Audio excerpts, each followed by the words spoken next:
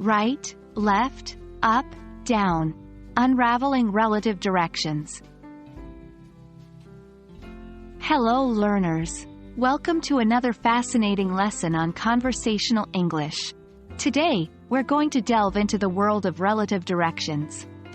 These are fundamental words that you'll often hear in daily conversations, especially when giving or receiving directions. So buckle up as we navigate the ins and outs of understanding these crucial elements of English language. In simple terms, relative directions are directions given from the perspective of the speaker or listener. They're called relative because they depend on where you are and which way you're facing. The basic relative directions we have in English are left, right, forward, or straight, backward, up, and down.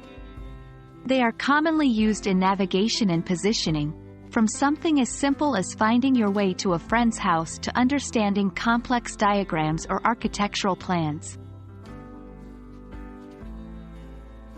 Let's take a closer look at each of these relative directions. 1. Left and right.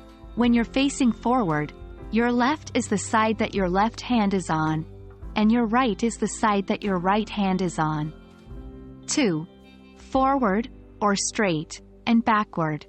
Forward, also referred to as straight, is the direction in front of you or the way you are currently facing. Backward is the opposite. It's behind you or the direction from which you came. 3. Up and down. Up is towards the sky or above you. Down is towards the ground or below you.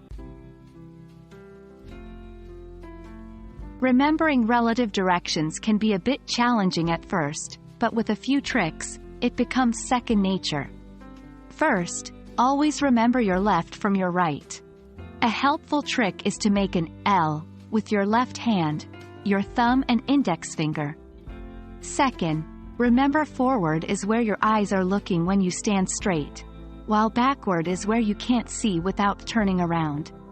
Finally, to remember up and down, think of a bird and a worm.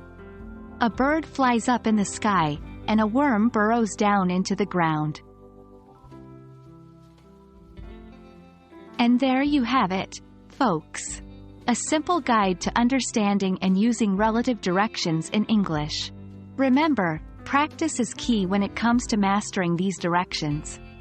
Try using them in your daily conversations and you'll find them becoming a natural part of your vocabulary in no time. As always, keep practicing, stay curious, and continue expanding your English language skills. We hope you found this video helpful. Until next time, happy learning!